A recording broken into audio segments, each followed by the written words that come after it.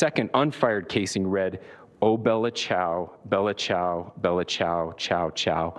And a third unfired casing read, "If you read this, you are gay, LMAO."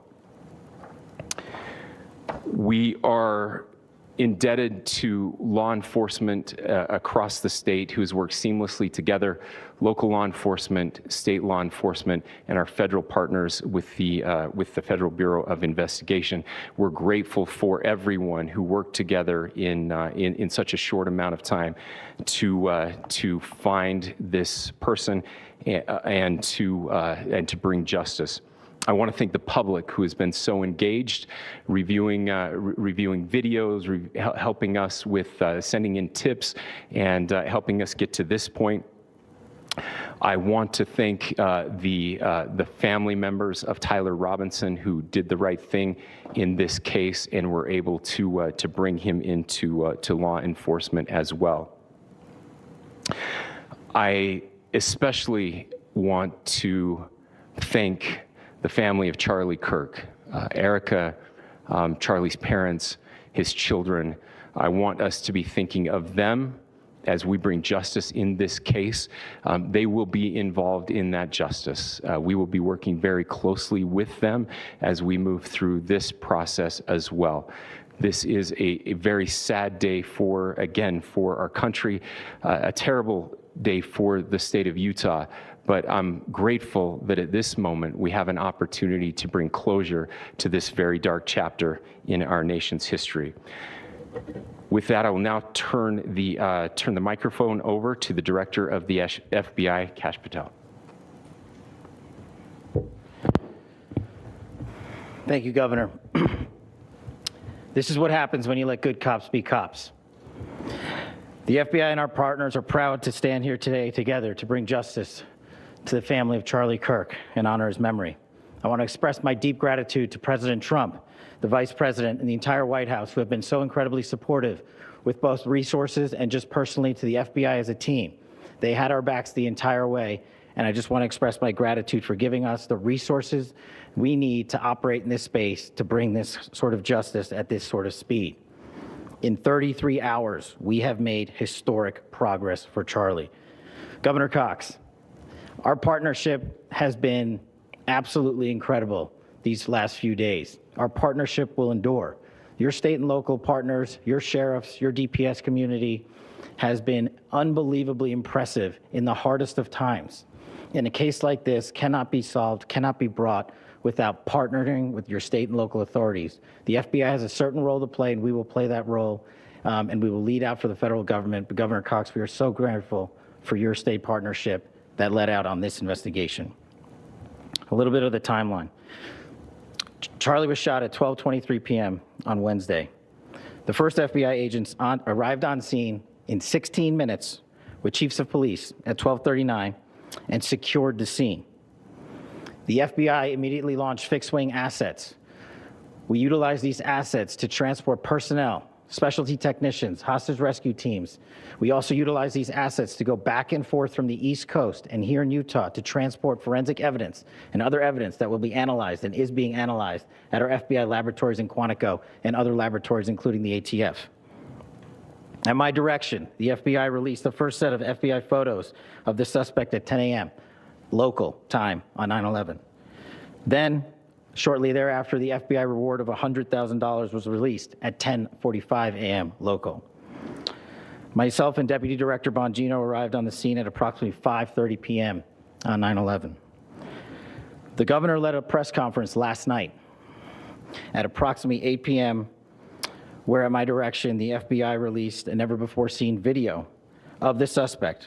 We also released new images to the public of the suspect.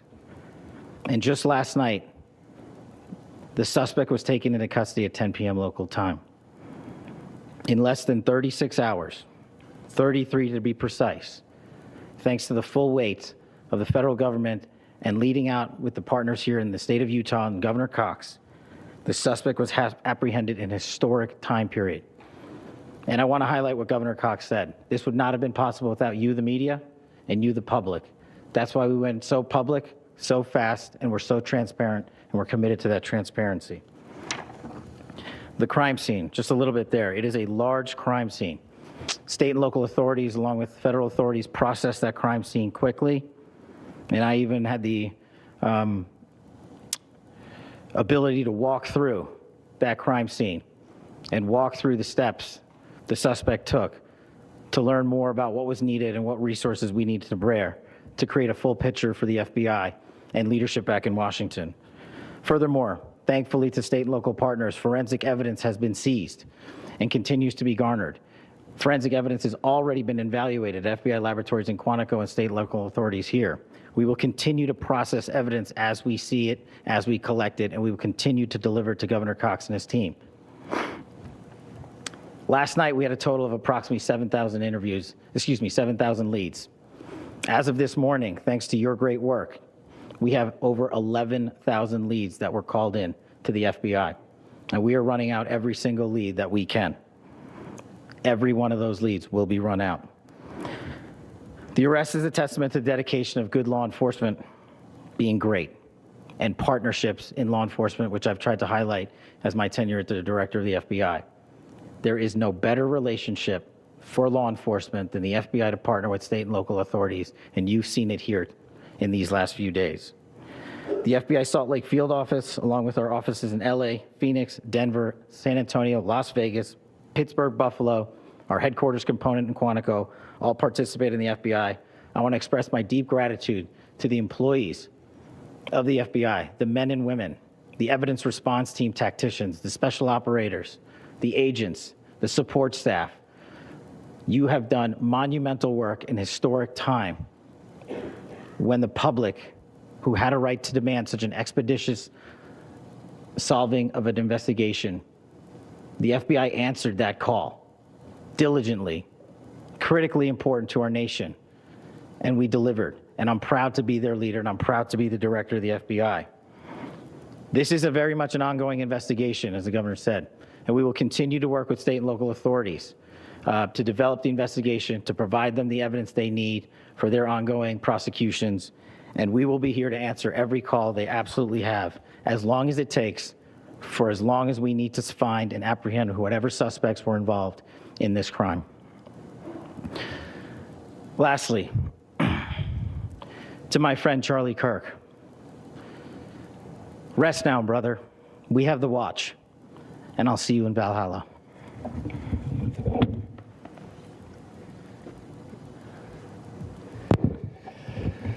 Thank you, and good morning. I would just like to take a few minutes as the sheriff to express my gratitude for everybody who has played a part in this investigation. As you know, it's been a vast, a complicated, and a very, very fast-paced investigation. You're looking at people standing up here who are running on, if they got an hour's sleep in the last couple of days, they're probably lucky. It has been very taxing. It has been so impressive, speaking on behalf of the local law enforcement, to see the cooperation that we've seen in this type of case. Across the state, sheriffs, chiefs, our state partners have stepped up and have come to the call on anything that we needed. Our county chiefs have been phenomenal.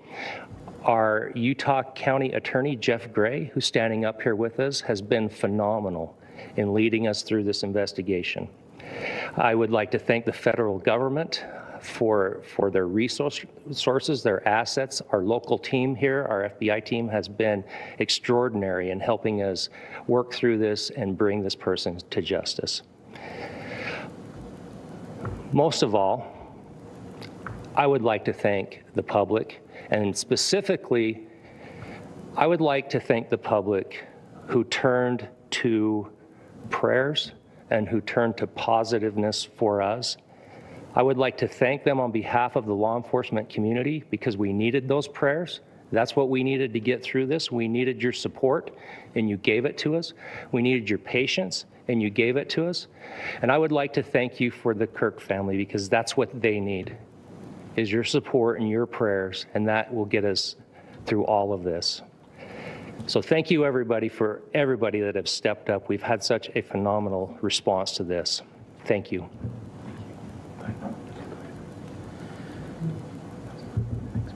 I also want to give a special thanks to the Attorney General and the Department of Justice. Their unwavering support and their commitment to justice is shown true here. And without AG Bondi and Deputy Attorney General Todd Blanche and the resources they brought to bear, we would not have been able to complete our mission. And I just want to say special thanks. It's an honor to be a part of the Department of Justice. Thank you again to our incredible law enforcement team who has worked so hard. Sheriff, I got a solid 90 minutes last night, so I'm probably the most well-rested person up here. Ladies and gentlemen, I get the microphone, so I hope you'll permit me a moment just to share a few more thoughts about where we are and how we got here and maybe a little bit of where we go from here. I don't want to get too preachy, but I think it's important that we, with eyes wide open, understand what's happening in our country today. I've heard people say, well, why are we so invested in this? There's violence happening all across our country. And violence is tragic everywhere. And every life taken is a child of God who deserves our love and respect and dignity. This is certainly about the tragic death, political assassination of Charlie Kirk. But it is also much bigger than an attack on an individual. It is an attack on all of us. It is an attack on the American experiment. It is an attack on our ideals.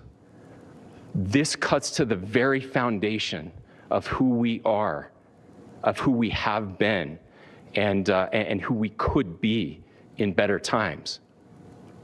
Political violence is different than any other type of violence for lots of different reasons. One, because in the very act that Charlie championed of expression, that freedom of expression that is enshrined in our founding documents, in having his life taken in that very act, makes it more difficult for people to feel like they can share their ideas, that they can speak freely.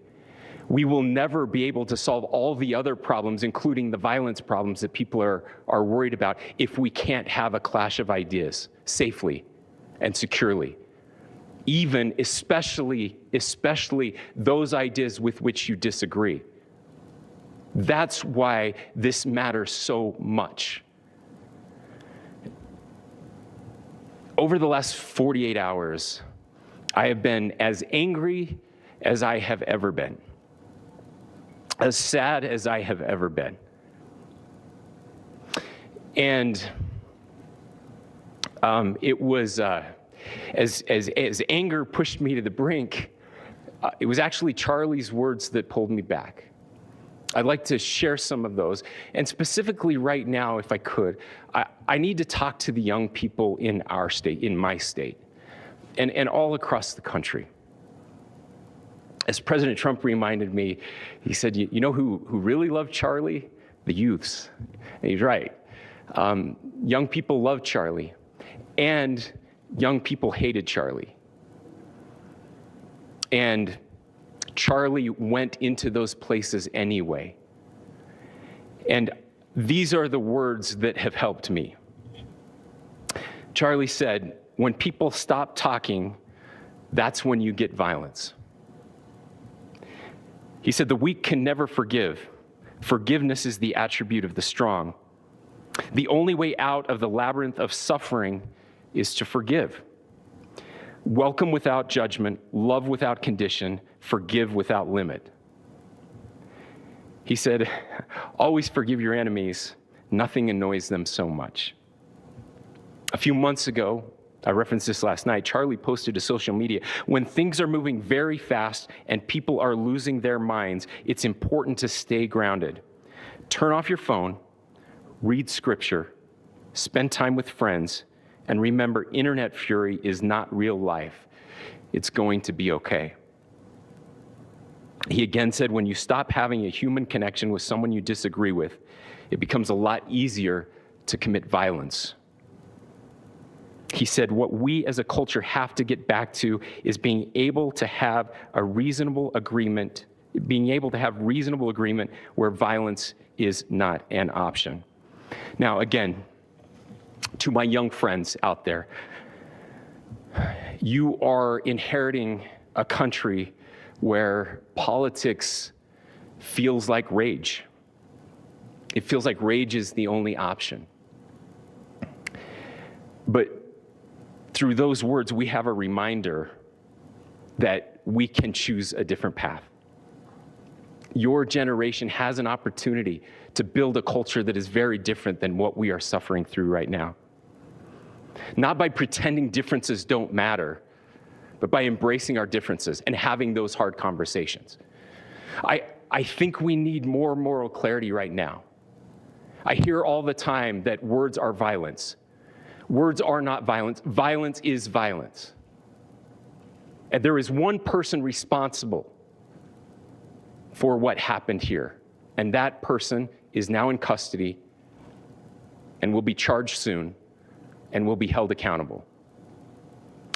And yet, all of us have an opportunity right now to do something different. I want to thank my fellow Utahns.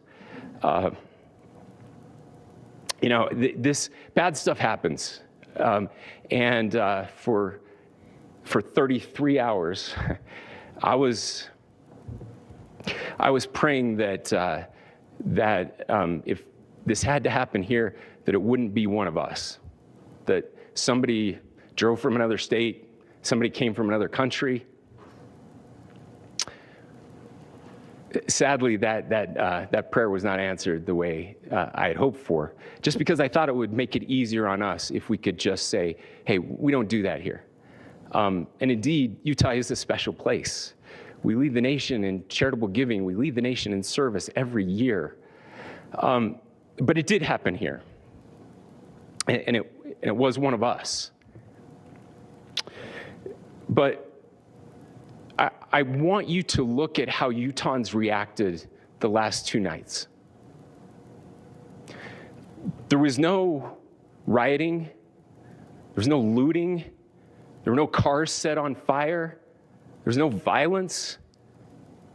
There were vigils and prayers and people coming together to share the humanity. And that, ladies and gentlemen, I believe is the answer to this. We can return violence with violence. We can return hate with hate. And that's the problem with political violence, is it metastasizes, because we can always point the finger at the other side. And at some point, we have to find an off-ramp, or it's going to get much, much worse. But see, these are choices that we can make. History will dictate if this is a turning point for our country. But every single one of us gets to choose right now if this is a turning point for us. We get to make decisions. We have our agency. And I desperately call on every American, Republican, Democrat, liberal, progressive, conservative, MAGA, all of us to please, please, please follow what Charlie taught me. I'll just conclude with words I share often from a friend and author, Yuval Levin, who was asked if he was optimistic about our country. And he said, I'm not optimistic. He said, I hate optimism. Like, that sounds bad. But he said, optimism is a vice. It's this idea that good things are just going to happen. And he said, in the history of the world, good things have never just happened. He says, I'm not optimistic, but I am hopeful. And hope is the virtue that sits between the vices of optimism and pessimism. Hope is the idea that good things are going to happen because we can make them so. I still believe in our country. And I know Charlie Kirk believed in our country. I still believe that there is more good among us than evil. And I still believe that we can change the course of history. I'm hopeful because Americans can make it so. Ladies and gentlemen, we're happy to answer any questions you might have. Governor, can you please speak to whether the suspect is speaking with authorities and his demeanor, Tyler Robinson, when he turned himself in? I cannot speak to that right now. Governor, how do you interpret the agreements on casing? Well, I will leave that up to you to interpret what those engravings mean. I think the clearest one that says "catch fascist," there's not, and by the way, that's like catch like a ball, catch this. That's I think that speaks for itself. Governor, you indicated that he had been communicating. You talked about this level of hatred that was put expressed in the dinner. Beyond that, is there anything in your view that you discovered that may have radicalized or changed him to prompt him to commit such a horrific? There's nothing more that we can share at this time. Governor, you indicated that he had been communicating with a friend on Discord about the gun. Do you anticipate any more arrests? We do not at this time have any information that would lead to any additional arrests. Do you believe he acted alone? Yes, but the investigation is ongoing. Can you talk more about the family, what they had to say about the suspect? How he came into custody of police and where he is right now? Yes, so right now, Mr. Robinson has been booked into the Utah County Jail. You heard the president this morning report that he was taken into custody, that his family and a friend helped to deliver him into custody of law enforcement in Washington County. For those of you that don't know where Washington County is, it is the southwesternmost part of the state of Utah. It's about a 3.5 to 4 hour drive from here, where we are right now, and that's where he lived and where they turned him in. Please, go here. About what the family is saying about Tyler Robinson. I can't share any more than what I've already shared. Yeah. How he got back to Washington County and how the gun was obtained? So how we obtained the gun was found here. So I don't have much more details on that.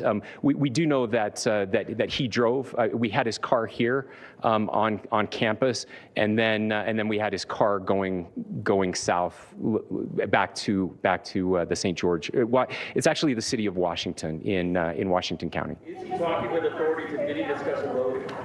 I'm sorry? Did the suspect plan to carry out any other attacks? We don't have any information that would lead us to believe that. Yes, in fact, it was just released. Yes. Is he talking with authorities and did he discuss a motive? I can't answer that right now. Yeah, thank you. Over here. Very eloquently about trying to reunite this country. Do you feel this is a watershed in American history? I absolutely believe that this is a watershed in American history, yes. The question is what kind of watershed? And that chapter remains to be written. Is this the end of a dark chapter in our history or the beginning of a darker chapter in our history? Look, I mean, if you look at true political assassinations in this country of someone of this stature, this feels a lot like the late 60s. And having one so gruesomely displayed on camera in all of our hands and in all of our pockets, we are not wired as human beings biologically, historically. We have not evolved in a way that we are capable of processing those types of violent imagery. And by the way, we've seen another one with a gruesome stabbing very recently that went viral. This is not good for us. It is not good to consume. Social media is a cancer on our society right now. And I would encourage people to log off, turn off, touch grass, hug a family member, go out and do good in your community. That is happening, and it's happening organically right now. I had a friend in a small city in Utah who said, we're getting together, the Republicans and Democrats in my little town are getting together to have a discussion last night, just to find a way to find their better angels. So yes, this could be, I mean, again, you have to go back to JFK to have seen a video live of something like this happening. I wasn't born until 1975, but I know that things were really dark in the late 60s. Sorry to some of you. I know some of you were there. This is our moment. Do we escalate, or do we find an off-ramp? And again, it's a choice. It's a choice, and every one of us gets to make that choice. Two more questions right here. Could we clarify that the release of those enhanced images at 8 p.m. in timeline that Director Patel gave us led to the arrest at 10 p.m.? Is there a direct connection between those two events? I cannot comment if there is a direct connection or not, but all I can say is that that through some process, the family came to know that this had happened. One more thing, Governor. Could you just clarify the clothing issue you mentioned earlier? Was he changing outfits? Correct. Yes. So when he's first spotted on campus, he has different clothing on, and then he changes clothing on the roof, and then changed back into that clothing at some point, so that when he was apprehended, when he was arrested, the clothing matched the clothing he had on before the shooting here at UVU. Last question here. Yes. Suspect was from Utah. Can you kind of tell us a little bit more about where, and was he a student here at this university, and is there any history of mental illness? Yeah. So I don't have any information on the mental illness part. He was not a student here at UVU. He was living and had lived for a long time with his family in Washington County, in the southernmost part of our state. Thank you, everyone, for your great work in getting this information out. I just say, process-wise, this may be important. I know many of you aren't familiar with the process in Utah. I think it's important that you understand that basically we have 3 days for charging documents to be filed. A CI will be filed. We'll have more information then, more detailed information as those charging documents are filed in preparation for a preliminary hearing. So 3 days. So we would anticipate then that early next week those charging documents will be filed. We will obviously be working. The county attorney will be working very closely with Mr. Kirk's family as those documents and decisions are prepared and made. Thanks, everyone. We are listening there to authorities in Utah now confirming a suspect. All right. Hello, everyone. Good morning. I just kind of got back in, and I see that that this man was caught. The one who, again, alleged that been involved and shot Charlie Kirk just 2 days ago on Wednesday. So from what they've been saying, this individual, I could pause it right here.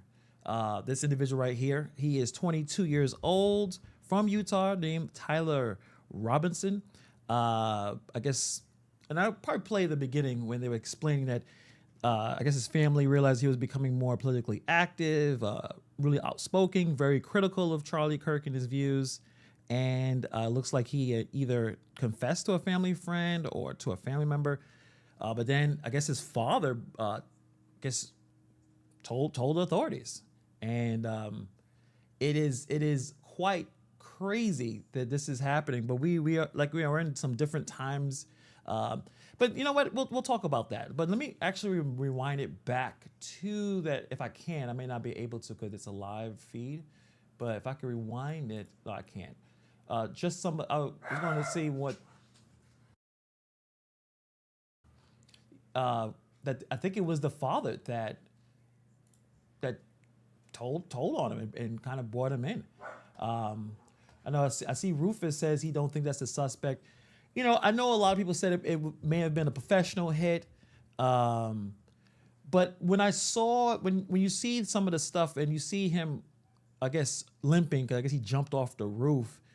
And I'm assuming if you're a professional and you're, I don't even know what that means, a professional hit, like we have some hitmen, like we're playing a video game, that you wouldn't just be injured falling off roof, like you would have a plan if you are committing that kind of crime. But we're going to hear more about this. Was it just one person? Was it just a lone wolf, as a lot of people like to point out? And sometimes we have these ideas that it should be some kind of bigger conspiracy, that this whoever did it was employed by some shadowy organization, or it could just be, I'm sure if you've been online, there's a lot of really, really emotional people. And when you're getting fed information every single day that these people who are just talking, right? Charlie Kirk was not a politician. He wasn't even not president or anything like that. That these people are destroying or trying to kill you. They're trying to kill the people you love, trying to destroy your future. And when you have that constantly pumped into your head and you are a 22-year-old young man, and we'll see more about his life and what he was going through, what he had in terms of, you can say mental illness, but just the idea that he thought, and again, we're going to follow the allegations of this individual, that he thought that Charlie Kirk was so dangerous that he had to be eliminated. That is not that hard to believe, especially after you check online and seeing the amount of people who are celebrating this situation, celebrating the fact that this man was killed when he was trying to engage with people who did not agree with him. And I think we've seen these kind of college, debates going on, and some people don't like it, right? You see a professional debater basically destroying the people that he's talking to, because debating is a skill, especially when the person you're talking to, and many of them I've seen, Ben Shapiro do this, Charlie Kirk, I think even the Fresh and Fit guy, when you have children, right, like younger people, college age, coming in to try to debate with no skills to do so. They're emotional too, they're excited, and usually they get blown out, right? Even some of the points that they even bring up don't really work, especially when when Charlie Kirk and Ben Shapiro coming in with a lot of information, they can't compete, right? So I know those kind of videos could probably get some of these people really upset. So we'll see more information about this individual. Sometimes a simple explanation is the one that probably makes the most sense, that this was a guy that probably took things obviously to a point where he thought he had to be the hero and shoot someone in front of children, in front of people. And now we'll see what happens. I mean, this is Utah. Utah is a death penalty state. It doesn't seem like he's going to be able to get out of that at all. So the evidence was a bolt action rifle that was found, a 30 caliber was found in the woods. They say there's some forensic evidence. They got the palm print. There's some foot wear prints, a forearm imprint on the rooftop where the shot was fired. And obviously he was talking to a friend on Discord, and I guess his father had some, knowledge that he did something extremely wrong, and 22 years old, basically just threw his life away by killing someone that he didn't agree with. He didn't like what the man was saying. And instead of ignoring it, not listening to it, saying, hey, I disagree, moving on with your life, trying to figure out how to take on this world where it is difficult to live nowadays, where it's difficult to buy a home. Tim Dillon, I don't know if you guys big fans of him as comedy. I love Tim Dillon. He's hilarious. He had a really good video I saw about how young people are in a situation where there is the same things that happened in the 60s and 70s, right? A lot of crazy political discourse, people getting assassinated. But those people, those young people, our fathers, our grandfathers, were able to buy a home. They were able to get a little chunk of what we call the American dream. They were able to have the car. They was able to have that house. They were able to take their kids to school. They had some abilities. And obviously some groups didn't have all those resources. But now you got to a point where the average, I forgot the average age of a new homeowner, but it's super late in the game. It's like it's 40, 50 compared to how it was. So you don't have the home. You don't have the resources. You don't have, nest egg. You don't have a steady job. We're doing the gig economy stuff. We're running around in our cars, picking up food or driving people, ride share. People are losing hope. Young people are losing hope. We're doom scrolling. We're not eating well. We're consuming the worst type of quality of food. We're not exercising. We're overstimulated. We're taking tons of prescription medication. We are in a position where we are in constant angst, and we are looking to people to blame. And yeah, there's some people, or at least I don't know if it's people necessarily, one person, but we have collectively have put ourselves in this position where I'm in New York, you have to have 2-3 jobs to make ends meet. So there's not a lot of hope there. So you look online, you're doom scrolling, and you're seeing someone that you don't like, and you're saying, this person is the one that's causing all these situations for me, or my friends, or my family, or whatever group that I want to, I guess, represent or protect. And then this person does what he does. Let me listen to a little more and see what else they have here about some of the more details. Let's see what's going on. His statement that this is a watershed moment was very powerful. The question, he said, is, do we escalate? Does this lead to another spiral of violence, or do we find an off-ramp? And as he said that, you've been watching social media. We've all been looking at what's on social media. There is very ugly things being said on social media. He said social media is a cancer on our society. Turn it off. Hug a friend. Hug a family member. Find your better angels. The question he asked, I think, is the question that a lot of people are going to be asking going forward again, is, do we escalate? Does it get worse? Or do we find an off-ramp? And we're already seeing a memorial now growing outside of Turning Point USA, which was Charlie Kirk's organization there in Arizona, as people ask that very question, John. And as investigators will now be asking a lot of questions of this suspect now in custody. Again, that suspect identified as 22-year-old Tyler Robinson. We will have a lot more coverage on this on ABC News Live and abcnews.com. Right now, we'll return to your regular programming. For some of you, that's Good Morning America. And David Muir will be back with the entire team for World News Tonight. So the idea that will things escalate, or are we in a I guess, are we going to lose it in terms of a society, in terms of how we interact with each other? I don't know if it's necessarily we're going to lose it. Like what the governor mentioned about the 60s. The 60s was crazy. I mean, you think about the world history. Humanity has been through tons of terrible,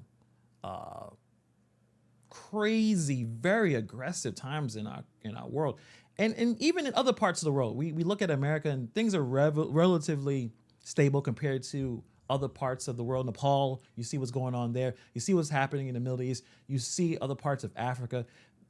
We look at things and say, wow, this is crazy, but things has been going on for the dawn of civilization. There's been people hurting and taking each other out. So I don't know if this necessarily is some kind of aberration or abnormal situation in our humanity. I don't think so. Let me go back to saying something. And they say he called a youth pastor who then contacted U.S. Marshals, who then took Robinson into custody. I want to bring in Chief National Correspondent Matt Gutman on the scene. Matt, we're getting that this was the father from sources. Officials just said a family member here. But they painted this picture of already having spoken to Tyler Robinson's family, and the family saying, listen, he got more political over the years. Just a few days ago, he mentioned this event with Charlie Kirk, and they were clearly worried once they started seeing these reports. I think they were, and I think it became quite clear once they saw those images, Diane, that we've been looking at for the past 12 hours or so since they were disseminated by the FBI and Utah officials of the suspect. Now we know it's Tyler Robinson, 22 years old, walking up that stairwell towards the roof, taking the perch on the roof, and of course then running off the roof immediately after taking that shot, dropping down to the grass on the campus, and then jogging and then walking off. Something else that appeared really damning from this press conference, it wasn't just that they were alleging that they have a suspect. They also say that they contacted that suspect's roommate. The roommate then showed investigators messages that Tyler Robinson allegedly sent on Discord. That's a social media channel, essentially, talking about that very unique type of rifle that he used, a .306 caliber bolt-action, high-powered rifle wrapped in a towel with a scope.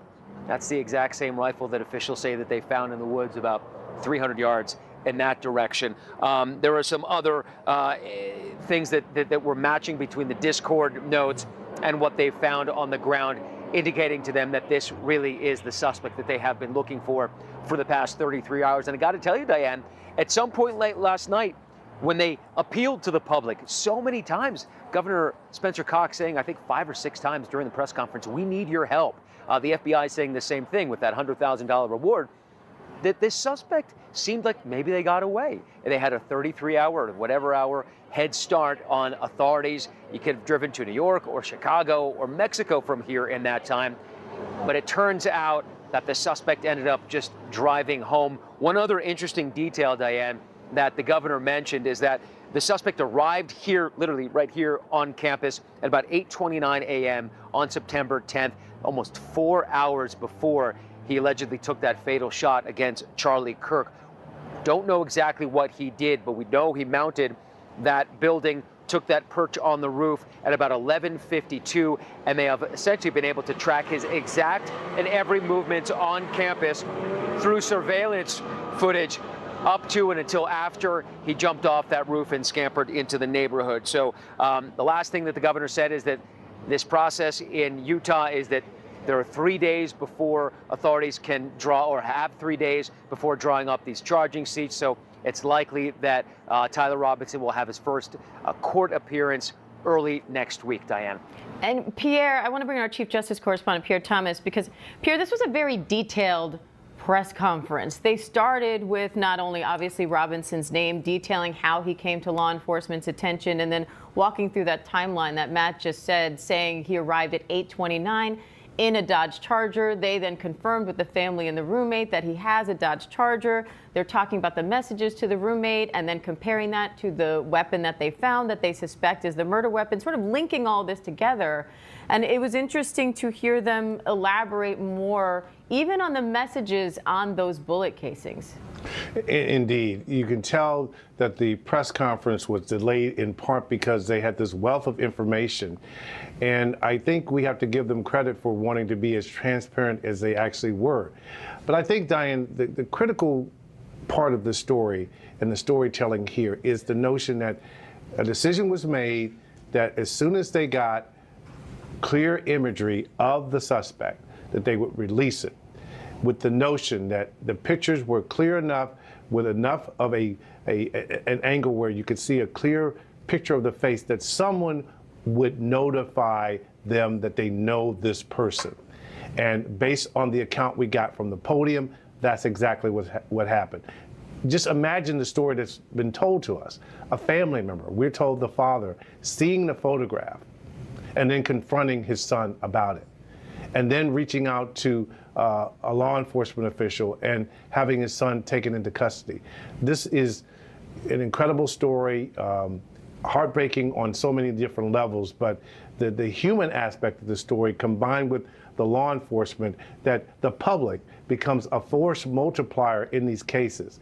There was a period of time where they were not going to release the imagery. I think they were trying to use AI and facial recognition to see if some kind of official government document or something like a driver's license would be matched up. That didn't happen, so they said, let's get this out so people can see it, and we see the results. And our Chief Washington correspondent. So I see a question from Lady Luck. What's going on? How you doing? Yeah, 200-yard shot, 1 bullet. Was he in the military? They didn't mention that. I guess if he was, they would have mentioned it. Considering Utah, how easy it is to purchase a gun, I think gun culture in other parts of the country are so prevalent that a lot of young people know they have shot probably at grade school. They have clubs. They have certain kinds of, the culture is pro-gun, or at least gun ownership for hunting, for all types of different things. So, and remember the attempted assassination of the president. That was a young person, and they almost got through it. Basically, if he didn't turn his head, he would have, Trump wouldn't be here either. So, considering young people and hand-eye coordination is pretty strong, you've been trained, or not been trained, as a hobby. Some people would call them gun nuts or gun hobbyists. I guess some of them are really good at how to shoot and how to take out people. So I know a lot of people probably thinking lone wolf, we're tired of the lone wolf theory. It has to be something more to this. It has to be some kind of conspiracy. Was this the right person? But a lot of the evidence seems like to be coming into the direction that, in fact, it's father. Imagine that you are watching a crazy crime happen, and then they release photos of a figure walking around, and you recognize that's your kid. Some parents would not turn them in.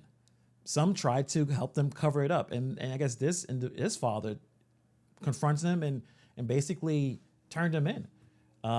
So it is pretty incredible that imagine that being a father. Many of you guys have kids. Many of you have sons. I have a son, and imagine if your son was on Most Wanted or was on this picture. Hey, if you see this person, contact authorities. This person is considered armed and dangerous, and that's your kid. I can't even imagine it. But that's what's happening with this father in this situation. And again, the idea that 22-year-old just threw his whole life away because he was mad about some comments. And yeah, I understand that many people thought that Charlie Kirk did say some really, I guess provocative things. Some people say ugly things. And that is definitely the recipe for social media. That's the recipe for a successful channel sometimes, especially in these kinds of the niches of political discourse or even entertainment, that you must say something extremely provocative to bait people to engage in the content, right? So you see it all the time where the most engaging comment or the engaging video is the most negative. It's the most piercing of saying something very generalized, not a lot of nuance, sometimes not a lot of context, and people grab onto that and say, this person is evil. And, everyone has their own opinions. That's totally fine.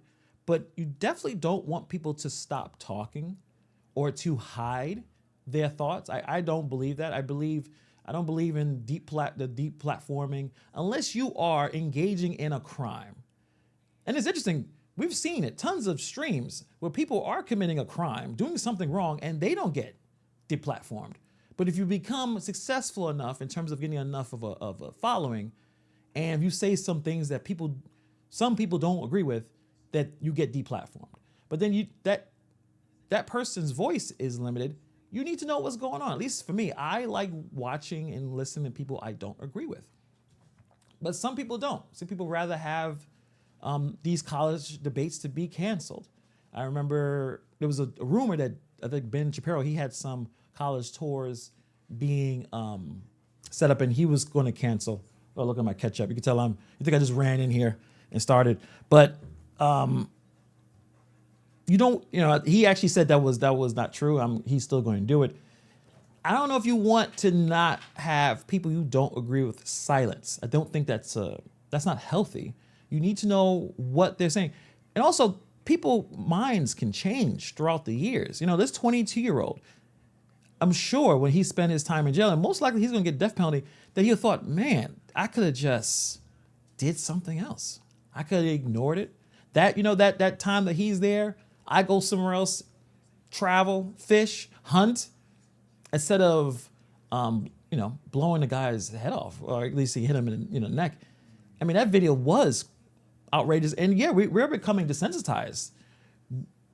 Like I saw it, and usually with a natural reaction, like so reviled, but we've grown up on the internet for so long that these type of things we've seen, basically snuff films. And as the Utah senator said, social media is a cancer. I'm not going to go that far. Social media has changed all of our lives, but I wouldn't go as far as is a cancer. It's definitely a concern. We have a lot of young people, in this chat, I'm sure there's a lot of parents, grandparents, that you should have a good idea of what they're watching on the internet. You should monitor that 110%. You should monitor what they're watching on the internet because you don't know what they you don't know what they're listening to. And I think even if they are listening to something and they may be agreeing with it, I think it's a good idea to have that conversation, to kind of give them a bouncing off point rather than watching a video, going in the comments, only agreeing, only following everyone that they agree with. They don't see any other opposite or at least a different way of looking at it. They're just in this cocoon.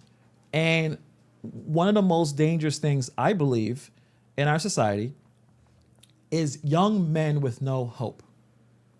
Young men who don't feel like they have a future.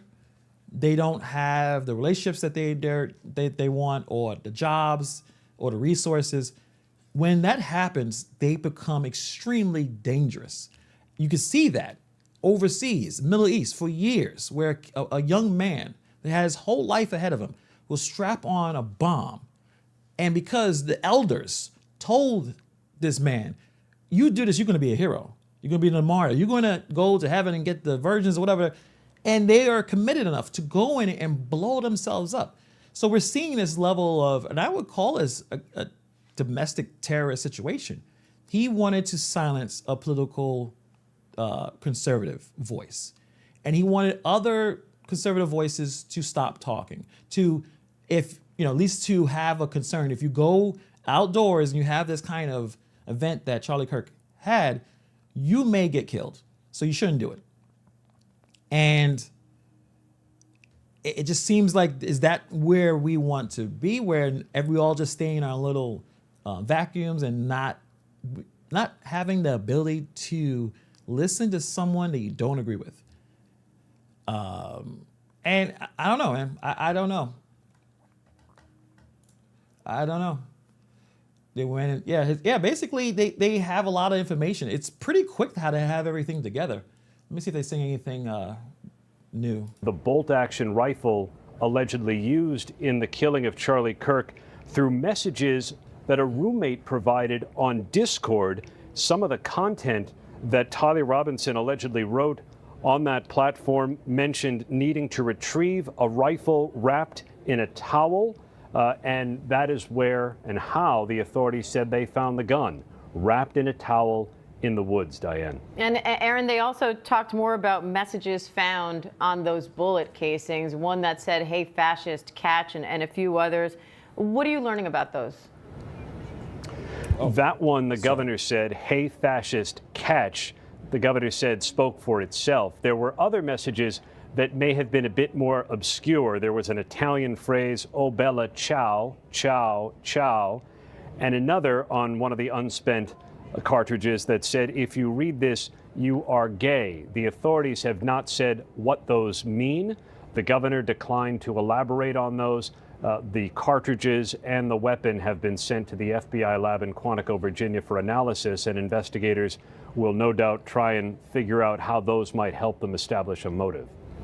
And I want to go over to Alex Mellon, because Alex, the FBI director, was there at this press conference. He's been there since last night. And he also talked about the response to law enforcement here, how this whole thing came together, and really praising the public for playing a critical role.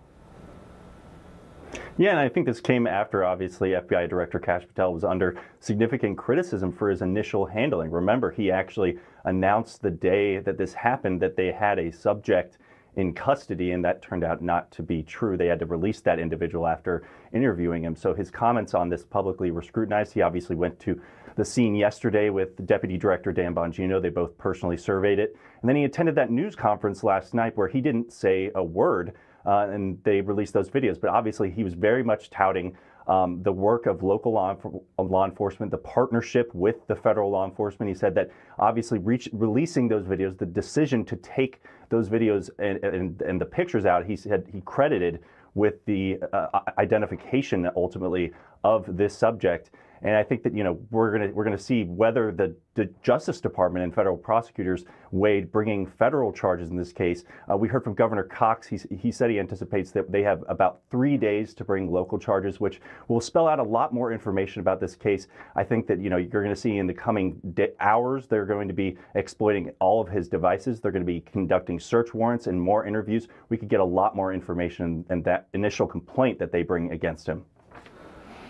And our Jacqueline Lee is there at Utah Valley University where this all unfolded as Charlie Kirk was speaking. So I want to bring up this comment from Peter Piper, opposing views and rigorous debate were what college campuses were supposed to be about. And a criticism from a lot of people about colleges and how it has become one view, and that's it. If you're not following the one view, if you're not part of this particular group, then you're kind of we don't really want you. And I believe for a functioning society, or at least one that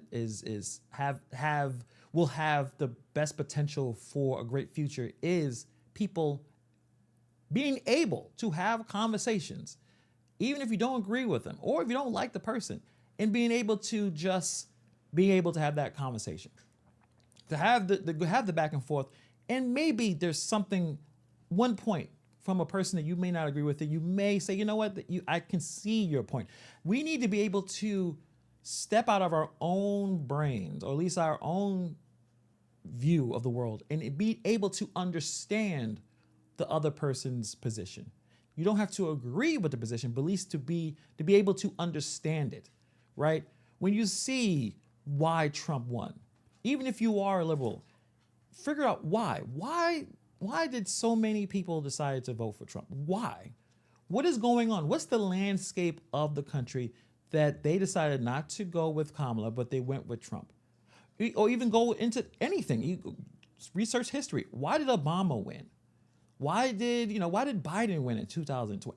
We need to have the ability to think, okay, if I'm a young man, or if I'm a young person and the economy is screwed up and the current person that's in the White House did not provide, or at least in the administration, the inflation went crazy, maybe that's the reason why they went with a different choice. But if you just dismiss it as, well, everyone is a fascist, like the word fascist has been weakened so much to this point. Comparing Charlie Kirk to Hitler, comparing Trump to Hitler, or Obama to Hitler, I think people need to really, YouTube is a great resource. Go and check out the things that happened during Germany during that time. Check what happened during World War II. Check what happened with so many of these people. And the idea that because of a person is saying a few words, that you can draw that parallel does not make any sense to me, at least in my opinion. Do I think things will get worse? I don't know. I still don't know. Choose says social media is a part of the problem, a huge part of the problem. And I am an optimist. I believe that social media has done more of a good in terms of changing people's lives, helping businesses, forging communications and forging relationships, friendships. I believe it's still a net positive, but we're getting close where, it may become a net negative. And the way that these platforms are being implemented, the way the algorithm is implemented, when you listen to YouTube, or mostly YouTube, they'll tell you, oh no, the algorithm is not the algorithm, it's the audience. We're just giving what the audience wants. Me having a channel, I don't believe that. I believe there's people behind it, and that things get pushed to certain people, and I believe it's intentional.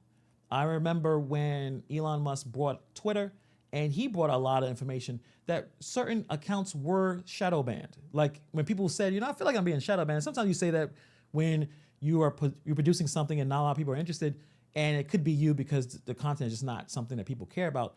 But you had prominent people who did not have liberal views, and their accounts were shadow banned. It was proven.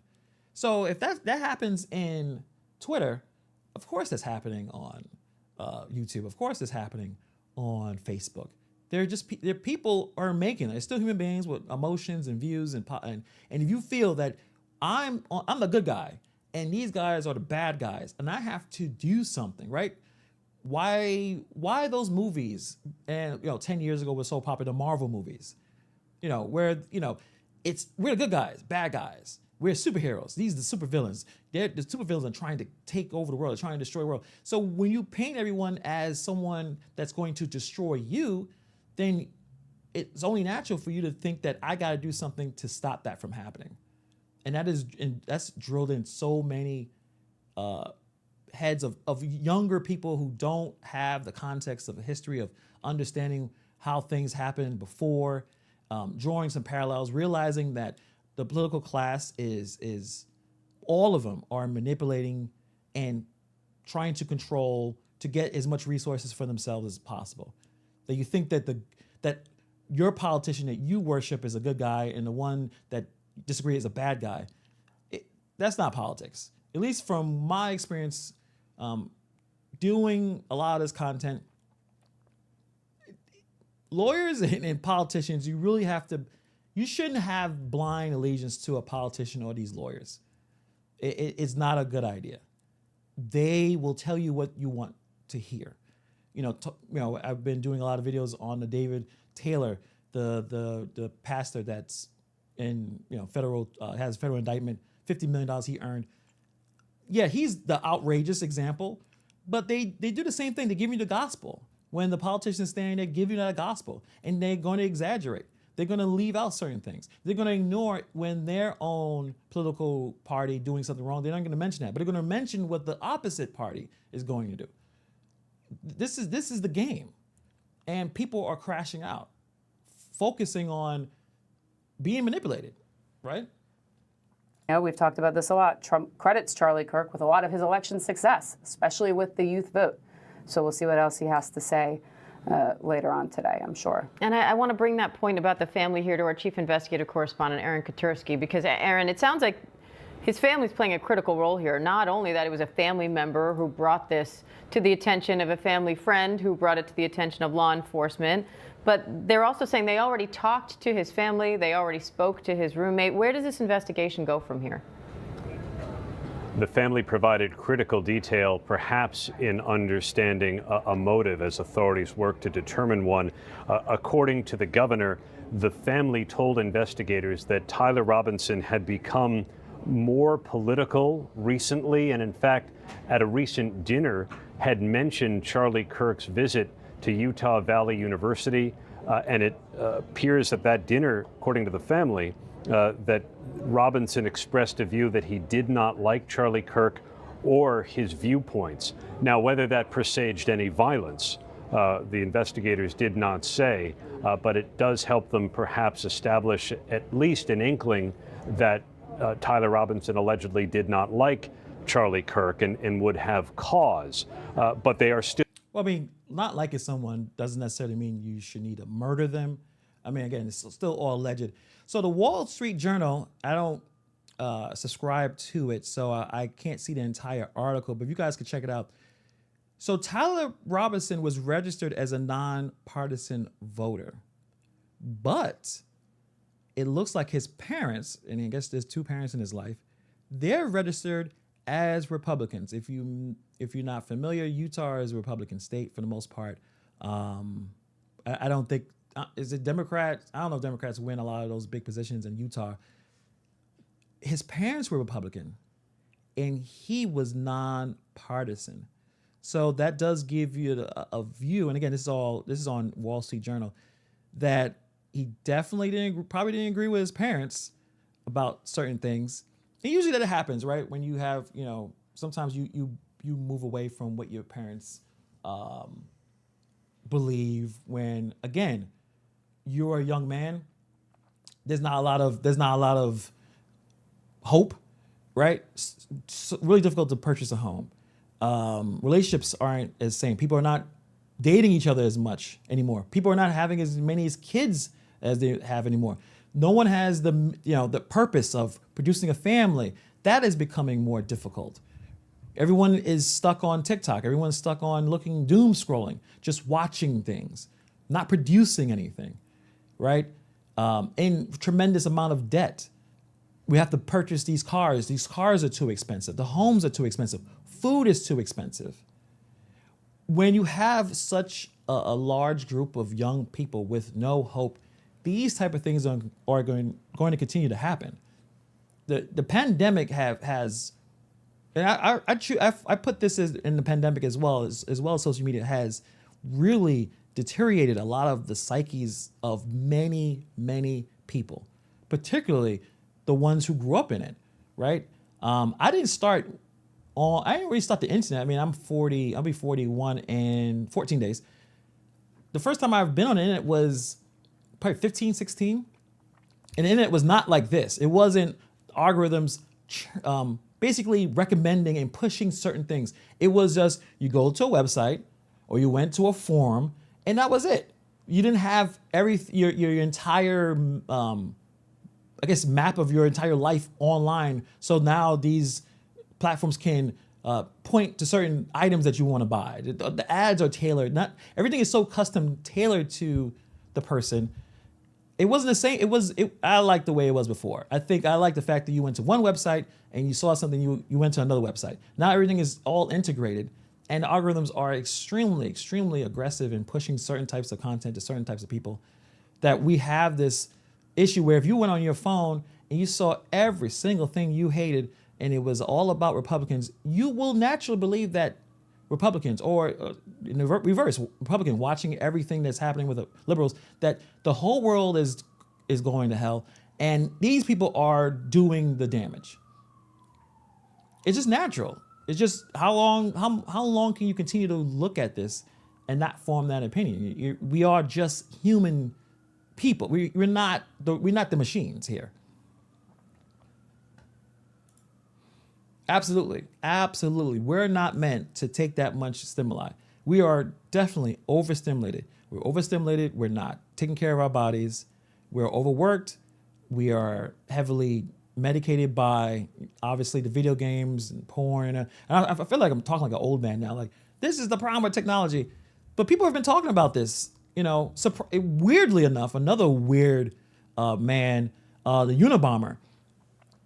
He was obviously something was wrong with him, just taking packages and giving it to random people so they can die.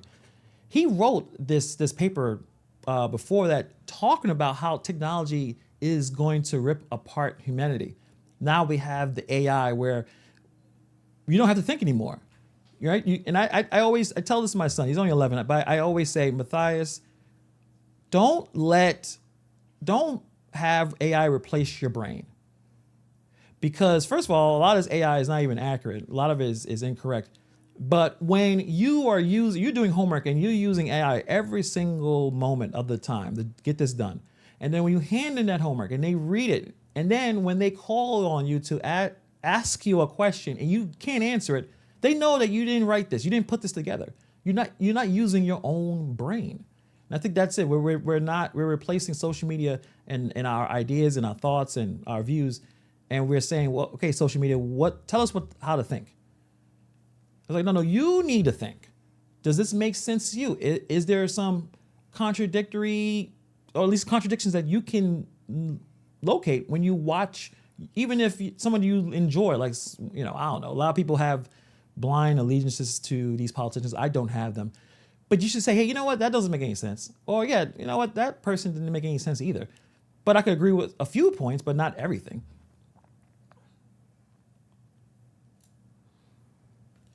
Yeah, is people still have library? I had a library card a few years ago. I don't know if it's still even.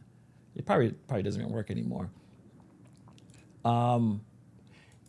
Yeah, I do appreciate being born before all of this. That I do remember using the payphone. I remember, when you did buy something, you really wanted it because it would take forever for it to ship. I remember all the times you watch a commercial and you saw a product, and if you wanted to buy it, you had to write and you had to get that money order, and it would take 6 weeks, sometimes 2 months to get this item that you wanted. It's difference between now and Amazon getting it to you sometimes the same day or next day. And then those people who are working at Amazon are extremely stressed out. And many people believe exploited. There's no way, like you think about it, all the items that we buy, how can they get there in 2 days? are the people who are getting these items to you, are they getting paid well enough? Most likely they're not. You know, like I would see a UPS truck and an Amazon truck. And that UPS truck, that driver's getting paid pretty well. And the Amazon truck doing basically the same kind of work. They're dropping off packages, getting paid probably 1/3, probably 1/4 of what a UPS driver is making. And they got to drop 200 packages in a day. So a lot of this is people are losing hope, and they're looking to social media to show them, or tell them how to think. And they're pointing out to certain villains and heroes, and people are not able to think for themselves. And I think, will another attempted assassination would happen soon? I don't know if soon, but this has been going on since the dawn of time. People who are in prominent positions, like I said, I know people mentioned MLK, Malcolm X, and I know some people like, oh, I don't want to put Charlie Kirk in there. Like I'm not going to go argue back and forth with that. But when you have people who are not in positions of power in terms of they can't write a law, they can't pass a law. They just have an idea. They have ideas. They have theories. They have, I guess, principles, and we're trying to kill them. Like trying to kill a president or senator, like that, that makes sense. It happens across the world often, but we're going to take out basically a content creator or an activist. I mean, it has happened in the past. It's happened 2 days ago. It probably will happen in the future. So, but I think we will probably. I was actually going to do another video. I was actually going to shoot a video, and I saw this conference. I was like, let me go live real quick.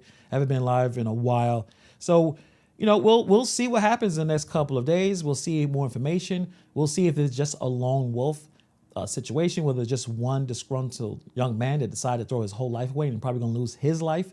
Was there more to this? Was he who was he communicating? So hopefully the FBI can have a true, transparent report, so we can all of us can verify and kind of link things together ourselves to see if this is the right person. Because I think in 20 hour of the shooting, they had this old gentleman, like looked like a boomer, and that wasn't him. So we definitely want to keep a skeptical eye on anything that you receive online. Keep a skeptical eye on and try to do much research as possible. But we'll see. But from what I've seen with some of the evidence, it looks pretty on the point in my opinion. So, but right now I gotta go shoot another video real quick. So appreciate you guys for hanging out with me for a little bit as we see that they have the alleged Charlie Kirk shooter. So on that note, thank you for hanging out with me. Thank you for the $5 super chat from private account. Thank you so much for that. And if you're not subscribed, hit subscribe. I'm going to be doing some videos on David E. Taylor, some information that I didn't realize, and kind of going deeper into that situation. So keep a lock on the channel. We're having some more content. I'll have a video probably out later today, probably around 7 p.m. So keep a lookout for that. Thank you for taking time to watch this and hanging out with me. And I'll see you guys next time. Peace.